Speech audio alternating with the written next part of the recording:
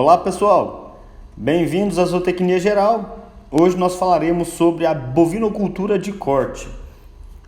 Olha que legal, nessa disciplina vocês já aprenderam várias características de manejo dos animais, de sistemas de produção, vocês aprenderam algumas espécies de produção, aprenderam como balancear uma dieta para as mais diversas espécies zootécnicas que nós temos e trabalhamos. Já aprenderam sobre as principais características de bovinos quando relacionados a gado de leite, e agora nós falaremos sobre gado de corte. É importante entender que o gado de corte no Brasil, ele é uma atividade de muita importância econômica. O nosso sertanejo universitário aí que o diga, né? Os meninos da pecuária. Porque gera muita renda, vem muita renda do campo, gera empregos, ela faz parte, a pecuária de corte no Brasil faz parte de uma boa porcentagem do PIB brasileiro e é responsável, obviamente, por conseguir alimentar o brasileiro e uma parcela da população mundial. O mundo está chegando, já chegou na verdade, a 7 bilhões de pessoas. E poucos são os países que têm condições de conseguir produzir alimento para alimentar o mundo. O Brasil é um desses. Nós temos o maior rebanho comercial de bovinos do mundo. São mais de 200 milhões de bovinos. Isso é muita coisa. Só que a nossa produção de bovinos de corte ela é caracterizada por baixos índices zootécnicos. O que significa isso? Significa que o nosso animal, ele demora para engordar, ele demora para ganhar peso. A carne não é tão saborosa porque ela não tem uma gordura entremeada, certo? Uma carne marmorizada que nós falamos, certo? Ela não tem uma gordura ali entremeada. A carne dos nossos animais tem uma gordura mais por fora, certo? Nós também temos outros problemas aí, relacionados diretamente a uma nutrição precária, a problemas sanitários, alguns relacionados a principalmente aí verminoses, certo? E ectoparasitas como carrapatos. O manejo em si no Brasil do bovino de corte de maneira geral, ele é muito ineficiente, é simplesmente aquele boi que fica lá a pasto e se ele sobreviver à seca tá valendo. Nossos animais ainda têm um baixo potencial genético, digamos assim, o nosso melhoramento genético ainda está aquém do que precisava, ou seja, a nossa pecuária de corte precisa crescer. Vamos entender um pouco como é a característica desses animais aqui no nosso país. Primeiro que nós temos que entender que, apesar de todas essas deficiências que eu falei, de todos esses problemas, o Brasil tem um animal muito competitivo, principalmente porque é um animal criado a pasto, certo? Então, o nosso custo de produção é relativamente baixo. Qual é o problema do animal criado a pasto? Como o pasto é a única fonte de alimentação, esse animal ele demora mais para ganhar peso, ele demora mais para depositar gordura, ele demora mais para ser finalizado.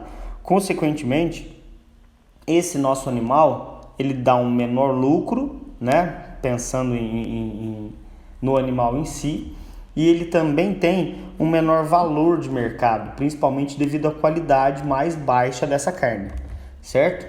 Porém, é um animal muito competitivo, o nosso boi verde. A pecuária nacional, ela está dividida em dois grandes ramos. É a pecuária voltada para o gado de elite e a pecuária voltada para o gado comercial. Nessa foto de gado comercial aí, esse gado está longe de ser comercial. O gado comercial é um gado bem mais magro, bem mais bem menos limpo, digamos assim, certo? Esse gado aí está até muito bonito. Mas o gado de elite é realmente esse animal que vocês estão vendo aí. Um animal comprido, um animal profundo, um animal de excelentes aprumos, excelente posicionamento de cabeça, certo? Qual é a ideia desses animais de elite? Eles são os animais reprodutores que vão, no futuro, e eu espero que no futuro próximo, formar os nossos rebanhos comerciais através de simples multiplicação. Chegaremos lá. Vamos entender um pouco mais sobre o contexto da pecuária de corte a nível mundial para vocês entenderem a importância do Brasil. Eu já falei que nós temos o maior rebanho comercial do mundo. Repare aí, 219 milhões de cabeças. Nós estamos bem à frente dos Estados Unidos, da Argentina, da Austrália. Só que mesmo assim, nós não temos a maior produção de carne do mundo. Essa produção é dos Estados Unidos. Por quê? Porque eles lá, depois de muito melhoramento genético, trabalham com raças que produzem muito mais. Elas engordam muito mais rapidamente, produzem um maior volume de carne, certo? Os Estados Unidos também é o maior consumidor de carne bovina, seguido aí pelo Brasil. E aí tem um fator muito importante. Eu falei que o Brasil é o maior tem o maior rebanho comercial de bovinos do mundo. Porque sabe qual é o maior rebanho do mundo? O rebanho da Índia. É quase 1 bilhão de animais. Não é brincadeira. Certo? Dado errado, desculpa. São 300 milhões de animais. 1 bilhão é o que o mundo tem em animais. O mundo tem 1 bilhão de bovinos. A Índia tem 300 milhões de animais. O Brasil tem 200 milhões de animais. Isso. E a Índia, mesmo esse animal sendo sagrado lá, e eles não usarem comercialmente os bovinos, a Índia é o maior exportador de carne bovina do mundo. Por quê? Porque na verdade os bovinos são sagrados, mas os bubalinos que entram nessa história aí, e o cruzamento entre eles, o carabife, eles são comercializados. Então, a Índia, ela exporta muita carne para o mundo inteiro de animais que são bovinos ou bubalinos ou cruzamento entre eles. E no Brasil, mais especificamente? No Brasil, nós temos o bovino de corte, ele está espalhado aí pelo país inteiro. Qualquer municípiozinho você encontra gado de corte.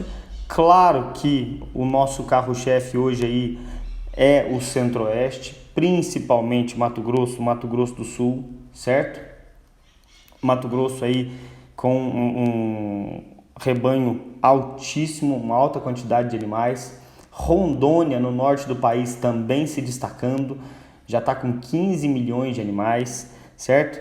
O Pará tem muitos animais também. E aqui no sudeste, Minas Gerais, tem muitos animais, certo? Mas todos esses estados aí são conhecidos por um sistema pouco eficiente, devido àquilo que eu falei no começo: manejo inadequado, erros durante o estabelecimento de pastagem, erros na escolha da forrageira. Por quê? Porque o nosso boi, em qualquer lugar do país, ele é majoritariamente criado a pasto. Desculpa. E quem são esses bois que nós criamos a pasto? Quais são essas raças mais conhecidas aí no Brasil, mais utilizadas? Nós temos os bostauros, que vocês já conhecem, né? Os bostauros taurus, que é o bovino europeu, ou chamado de taurino. E nós temos os bostauros índicos, que é o bovino de origem indiana, que é chamado aí de zebuíno. E nós temos as várias misturas entre eles, que são chamados de mestiços. Primeiro vocês têm que entender que os zebuínos, eles originaram-se todos lá na Índia ou no subcontinente indiano, e eles são resistentes, eles são muito rústicos ao clima, eles são resistentes ao clima, eles são resistentes ao calor, à umidade, à radiação solar, eles são resistentes a endo e ectoparasitas, porque eles foram criados num ambiente semelhante ao ambiente brasileiro. Um ambiente quente, um ambiente úmido, um ambiente com muito carrapato, com muitos vermes. Então, os zebuínos não sofrem tanto com esses animais, certo? Com esses desafios, digamos assim. Quem são esses zebuínos aí? Nelore, Gir, Guzerá. Já os bovinos europeus, pensa aí primeiro nos britânicos, eles originaram-se lá nas ilhas britânicas. Ilha, um ambiente pequeno. Então, eles foram selecionados para terem um tamanho menor, certo? Para que você possa colocar mais animais em uma determinada área e para que eles tivessem um crescimento muito rápido e uma precocidade sexual, certo? Ou seja, eles reproduzissem rapidamente. Então, as raças britânicas são conhecidas por serem raças de rápido crescimento e de precocidade sexual. Devon, Hereford, o Red Angus, certo? Nós temos mais aí, tá? Já dos bovinos europeus continentais, como vieram ali de diversos países da Europa, certo? Eles foram selecionados para as mais diversas características ao longo das décadas. Eles foram selecionados para tração, eles foram selecionados para muita resistência muscular, para cobertura muscular, mas de maneira geral todos eles têm um rápido ganho de peso, mas tem um tamanho elevado ao nascimento. Isso é importante porque pode dar problema na hora do parto, mas tem um alto rendimento de carcaça, certo? Quem são esses aí? O Limousin, o Blonde, a Marchigiana, certo? Já aqui dos bovinos tropicais, né, originados aí nas mais diversas regiões do mundo, na faixa tropical, sem contar os zebuínos, alguns aqui no Brasil, certo? Eles têm as mesmas características dos bovinos indianos. Eles são resistentes ao calor, aos ectoparasitas, eles são resistentes a uma restrição alimentar, porque nos trópicos nós temos uma oferta de alimento no período das águas e uma falta de alimento no período da seca, certo? Já a qualidade da carne deles assemelha-se mais aos bovinos europeus, porque na verdade essas raças elas foram desenvolvidas a partir de bovinos europeus. Nós temos aí algumas raças sintéticas, né, que foram construídas através de cruzamentos de outras raças, Canchin, Ibagé, o Santa Gertrudes. E aí vem a pergunta, qual é a melhor raça? Não existe essa resposta, certo? A melhor raça vai ser aquela que mais se adaptar ao seu sistema de produção.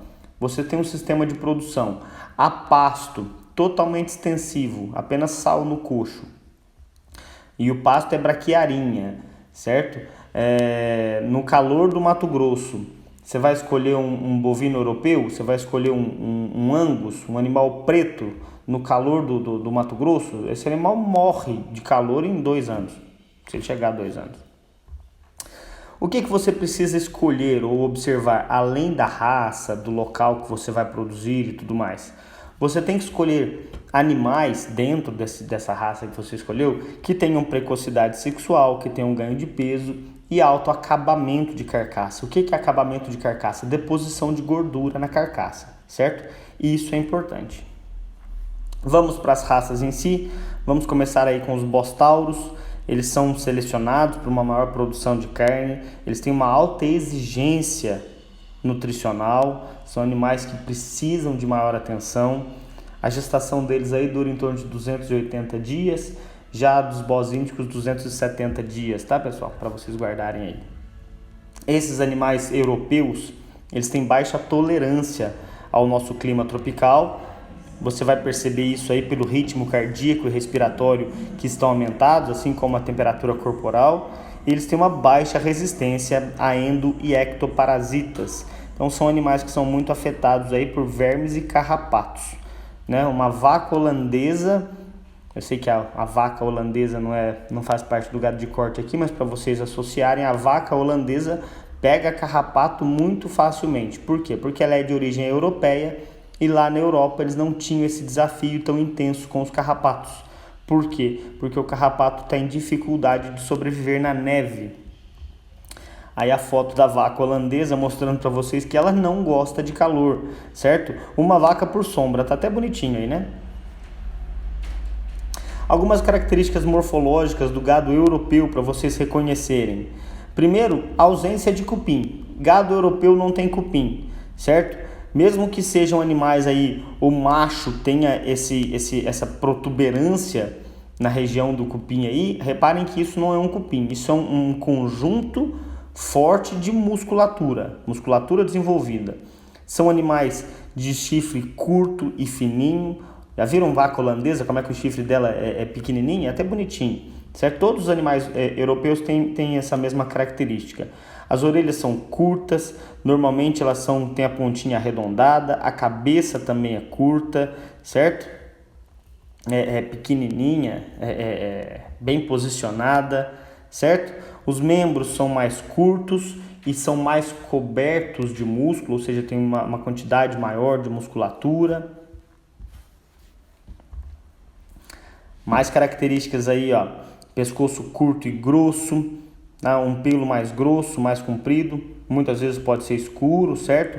A pele pode ser clara, certo? Geralmente ela é clara, ou seja, pelo é diferente de pele, pessoal. Você afasta o cabelo, aí você vê o couro cabeludo. No animal aqui, se afasta o pelo, aí você vê a pele. A pele desses animais é uma pele mais clara.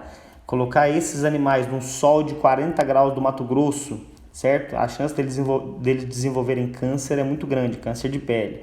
São animais de dorso reto, dorso retilíneo. Essas são as características aí desses animais europeus. Então vamos começar pelas raças aí. Primeiro nós temos o charolês, certo? Ele é exatamente a descrição que nós demos agora há pouco, certo? É um animal de pelo branco, um animal muito, muito musculoso, um animal que tem um rápido ganho de peso, que tem uma alta precocidade, certo? Que tem uma maior precocidade, que tem um alto acabamento de carcaça, tem uma alta qualidade de carcaça. Olha que animal bonito. Ele tem o pelo da região do pescoço, do corpo inteiro, na verdade. Ele parece meio enroladinho. Ele é um branco, às vezes meio loiro, sabe? É um animal muito bonito. Reparem como é que o dorso é reto. São animais que você observa que eles são animais pesados. Olha a ossatura desses animais, como são animais pesados. Depois aí nós temos o Red Angus. O Red Angus é muito conhecido pela sua precocidade sexual. O Red Angus e o Angus, eles são muito similares, tá? O que vai mudar mesmo aí é mais a cor da pelagem. O Red Angus é vermelho. São animais, portanto, com alta velocidade de ganho de peso, certo?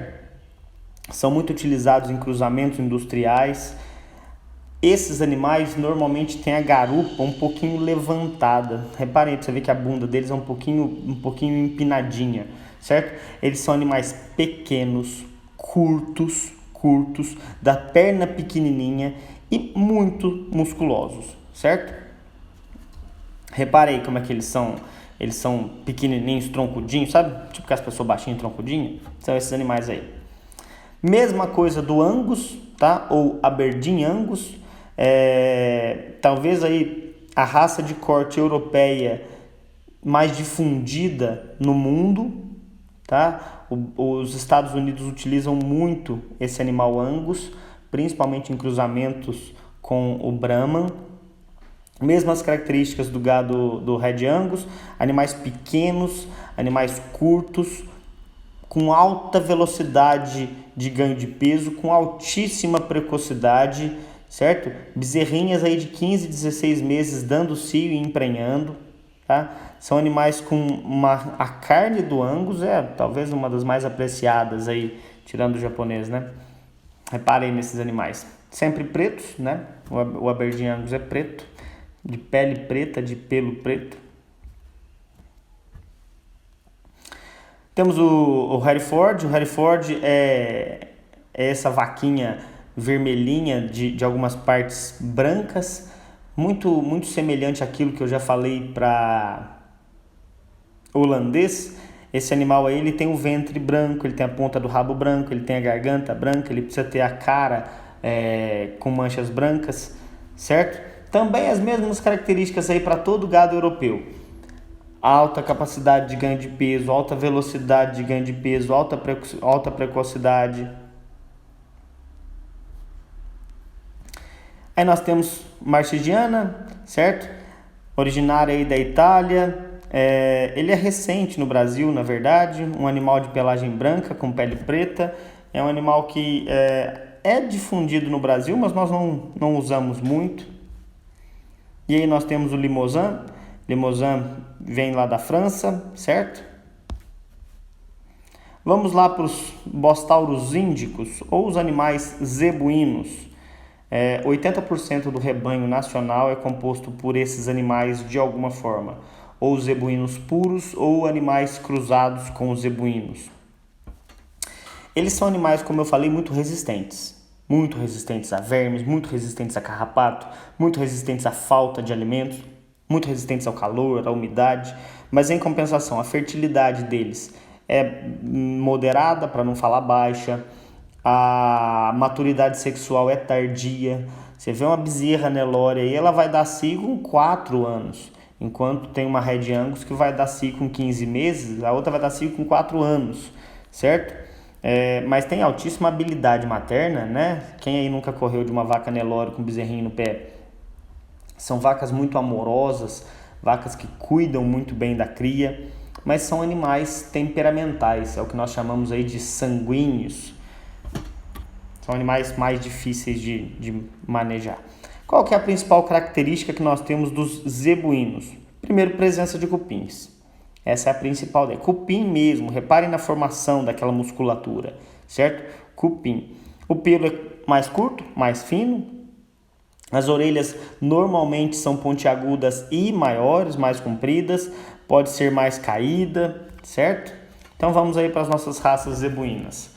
Nós temos o Nelore. O Nelore é o animal de corte mais conhecido no Brasil. Nós temos aí até aquela frase, né? Nelore sendo Nelore. São animais temperamentais, sanguíneos, apavorados. E isso é um erro, porque na verdade vai muito do manejo. Quando você maneja com calma o gado Nelore, eles são sim animais calmos, certo? Nós temos várias associações de raça, nós temos um melhoramento genético tremendo no gado Nelore. O Brasil é referência no melhoramento genético dessa raça. O gado Nelore é um gado de pelo branco e pele escura. São animais que têm a região dos olhos escura, a região do pescoço também pode ser escura, a região das patas é escura, a ponta do rabo é escura. A orelha deles é uma orelha pequenininha, pontiaguda, voltada para frente, parecendo com 2 colherinhas de pau assim, voltada para frente, mas mais pontiaguda, certo?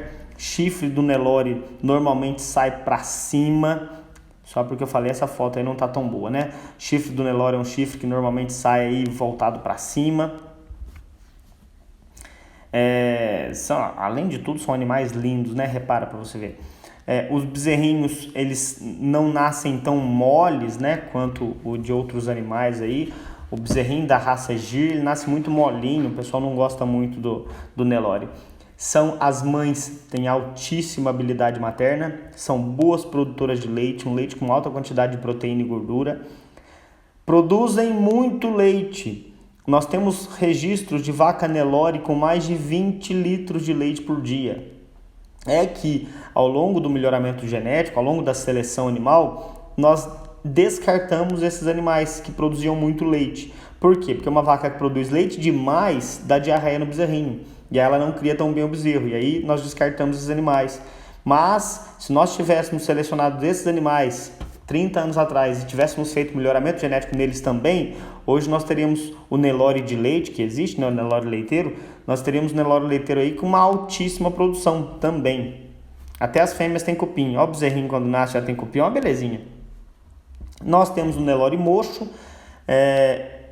A característica mocho, ela é dominante, então toda vez que você cruzar um Nelore mocho com um animal chifrudo, o bezerro vai ser mocho, né?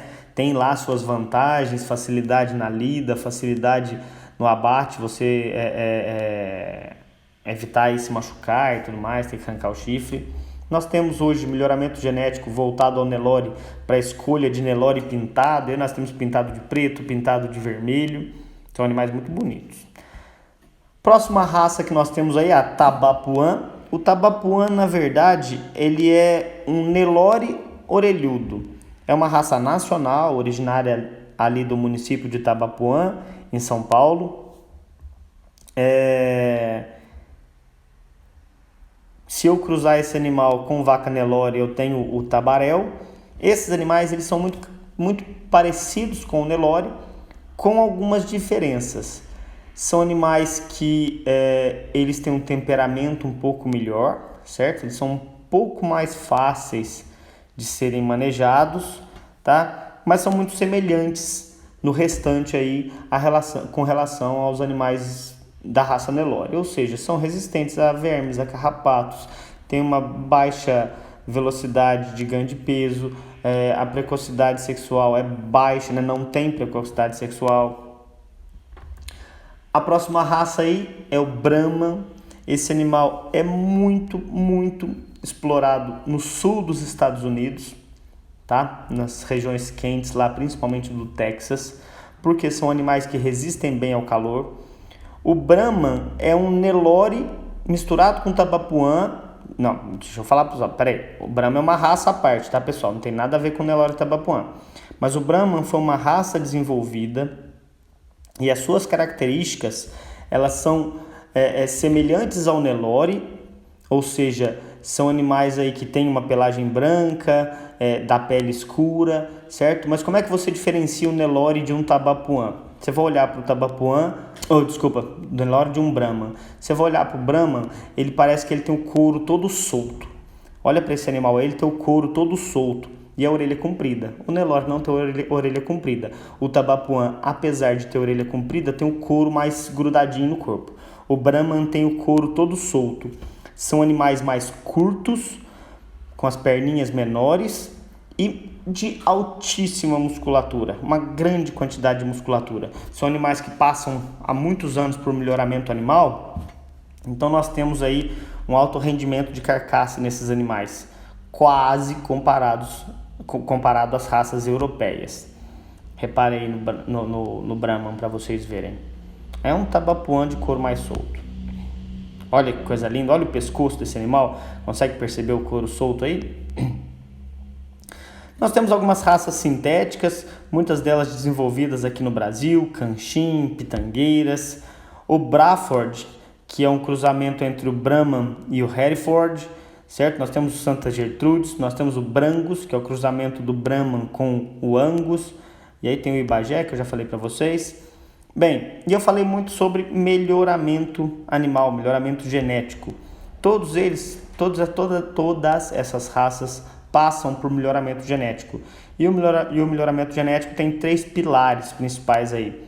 A eficiência reprodutiva, principalmente para gado zebuíno, certo? A eficiência em ganho de peso, de novo para gado zebuíno, e a qualidade do produto, também para gado zebuíno. Eu falei suíno, desculpa, tá, pessoal? Para gado zebuíno. Em características reprodutivas, o que eu vou olhar? Perímetro escrotal, idade ao primeiro parto, intervalo de partos, período de gestação, tempo de permanência no rebanho, a probabilidade de prenhez aos 14 meses de idade, ou seja, precocidade sexual, é isso que eu quero. Já para características relacionadas ao crescimento, eu quero um alto peso ao nascimento, mas esse alto não pode ser demais para não causar dissocias. Eu quero que esses animais tentem ser desmamados precocemente, em torno de 4 meses seria o ideal, com alto ganho de peso do nascimento à desmama, certo? Com alta peso, né? Já no sobreano, depois que ele completar 1 ano, com uma alta taxa de conversão alimentar. E eu também seleciono algumas características morfológicas, altura do posterior ao sobreano, ou seja, o quanto esse animal conseguiu crescer, conformação, precocidade, musculosidade, tamanho do umbigo, essa aí para gado zebuíno. O gado zebuíno, ele tem como característica o umbigo penduloso, né? E esse umbigo penduloso nos machos pode ser problemático. Ele pode machucar o prepúcio ali em braquiárias, em outras pastagens. Então nós não queremos um umbigo muito penduloso. Os sistemas de produção vocês já conhecem, certo? Então vocês já sabem aí que nós temos sistema extensivo, semi-intensivo e intensivo. Mas de maneira geral, o que eu quero? Eu quero tentar conseguir animais que são abatidos aos 18 meses de idade. Então são animais que nós caracterizamos aí como super precoces. Às vezes eu tenho animais que serão abatidos aos 30 meses de idade. Esses animais são considerados precoces. Então são animais aí que nascem, 6 meses depois são desmamados, são vendidos e passam 2 anos até serem abatidos. E os animais tardios, que é o comum do Brasil, que são animais abatidos aí com mais de 30 meses. Na verdade, eles são abatidos com mais de 48 meses. Certo? Aí está uma tabelinha para vocês verem sobre as categorias animais, né? Um bezerrinho novinho, um bezerrinho desmamado, um animal aí com 7 arrobas. A foto nem tá bonita não. E aí o que nós temos aí é o boi gordo e a vaca gorda, que é o que nos importa, tá? Eu falei muito em precocidade. O que é precocidade? É a velocidade em que o bovino atinge a puberdade. É quando a bezerrinha ou o bezerrinho, depois que nasce, quanto tempo ele demora para atingir a puberdade. Isso é precocidade sexual. E o que é puberdade? É o animal estar apto à reprodução. É o bezerrinho conseguir cobrir vacas e a bezerrinha da cia, certo? Sobre os sistemas de produção que nós temos, o sistema extensivo, ele é exclusivamente a pasto. Isso vai depender muito aí da oferta de forragem, da época do ano, qual será a forragem, qual será o manejo da forragem, certo? Tem uma menor quantidade de animais por hectare e nesse sistema aí você obviamente fornece sal mineral no coxo, claro, né? O sal mineral é importante. Já no sistema semi-intensivo, esses animais recebem uma suplementação no coxo, principalmente no período da seca. O que é essa suplementação? Sal proteinado, certo? Obviamente aí também tem sal no coxo, né? Sal mineral no coxo, mas são animais que têm acesso ao pasto e têm uma comida no coxo. Já o sistema intensivo são animais de confinamento. Você prende o animal ali e deixa ele engordar. Como é que funciona normalmente?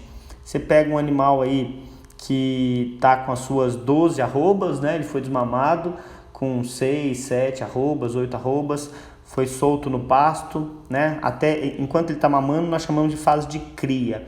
Aí desmamou, passa a chamar de fase de recria. Esses animais ficam normalmente soltos no pasto. Quando eles atingem 12, 13 arrobas, nós colocamos no confinamento aí para ele ficar 90, 120, às vezes 180 dias para conseguir atingir as suas 16 arrobas, certo? Então, os sistemas de produção aí, né, pode ser desde pastagem nativa. Onde é que eu tenho pastagem nativa no Brasil? Os campos lá do sul do país, os pampas gaúchos.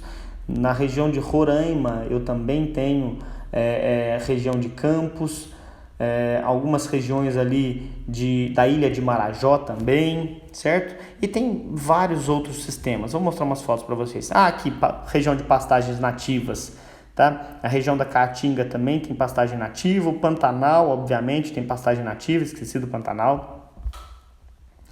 Estou mostrando para vocês no sistema extensivo a pastagem nativa, certo?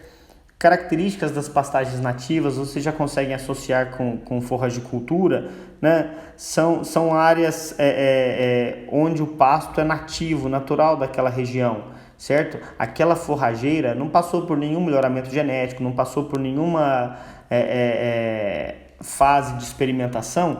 Então, a quantidade de animais que ela suporta é extremamente baixa. Normalmente são pastagens que não são adubadas, o solo às vezes requer de uma atenção e não tem essa atenção, certo? Não aguenta muitos animais por hectare, essa é a ideia, tá? Já pastagens cultivadas, nós podemos escolher qual a forragem, né, e colocar. A forragem mais comum no Brasil é a braquiarinha, que vem sendo substituída pelo braquiarão, e ultimamente o capim mombaça tem ganhado importância quando nós falamos de pastejo rotacionado. Então aí algumas considerações sobre pastagens cultivadas, certo? Na pastagem cultivada eu posso fazer uma irrigação, eu posso fazer piquetes, certo? Olha aí que belezinho o piquete. Nossa, fazer piquete para gado de corte? Por que não? Você vai aproveitar melhor a sua área, certo? Aí, ó, um rotacionado. Esse aí não tem irrigação, mas está rotacionado. A pastagem requer uma suplementação, né? Dependendo da época do ano e de qual for a pastagem, que aí seria um sistema semi-intensivo, que você pode vir com sal mineral ou um sal proteinado no coxo. E aí tá o coxo, obviamente tem o coxo de sal ele tem umas características, não pode ser num local que junte água, que forme barro, o animal precisa conseguir chegar lá. Eu posso conseguir integrar o sistema de produção a outros sistemas de produção, por exemplo, a integração lavoura-pecuária ou o sistema pecuária-floresta, né, o silvopastoril aí, mais uma foto de sistema silvopastoril, ou o agro-silvopastoril, que na verdade eu misturo aí a agricultura, a pecuária e a floresta. E aí vem obviamente o semi-confinamento, que é durante as águas esses animais eles estão em pastos, normalmente em pastos fechados, separados para eles, e depois durante a seca esses animais recebem suplementação no coxo, muitas vezes até em pastagens menores, porque a suplementação quase que vem toda pelo coxo. Alguns até são confinados nessa época. E por fim o confinamento, são animais aí que ficam em instalações relativamente pequenas, piquetes aí de 450, 500 metros quadrados, e você põe aí 100 animais, 80 animais, e eles recebem alimentação 2 vezes por dia, e o ganho de peso pode chegar até 1,6 quilos por dia. Aí tá para mostrar para vocês como é que funciona um confinamento. Dá para perceber as baias aí? Bem, quais são os manejos básicos que eu tenho com bovino de corte? Primeiro, assegure-se que ele tem água e comida. Esse é o básico. O que é a comida dele? Pastagem. Assegure-se que há uma pastagem, assegure-se que há água. Então você vai verificar a água, verificar a pastagem, verifique cercas, verifique se as cercas estão em boas condições, se o bebedouro está em boas condições, certo? Depois você vai começar aí com os bezerros.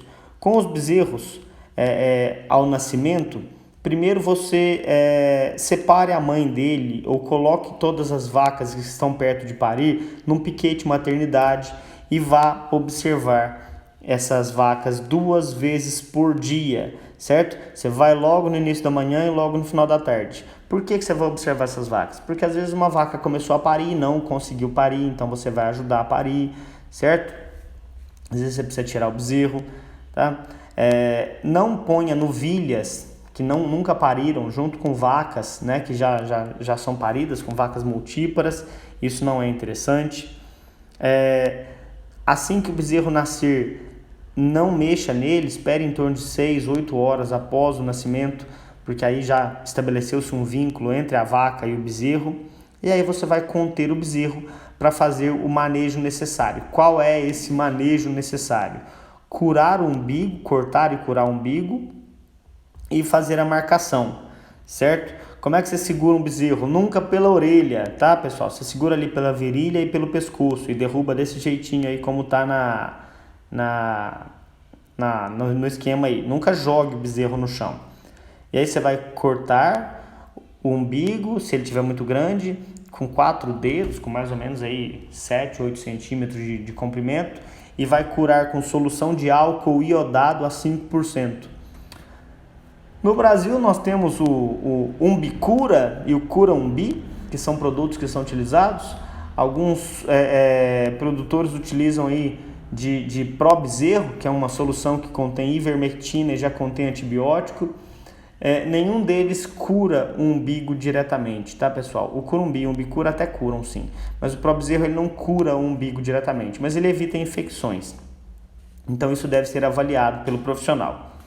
Depois disso, obviamente, observe se esse animal mamou. Se ele não mamou, tente arrumar um jeito de fazer ele mamar. Fazer mamar no Nelore não é tão fácil, né? Mas se possível, consiga fazer esse animal mamar. Se ele não mamou, descubra por quê. A vaca tem os peitinhos muito pequenininhos ou muito grandes, ele não conseguiu botar o peito na boca, ou o que está acontecendo, certo? Rejeição materna, por exemplo. Depois você vai identificar os bezerros.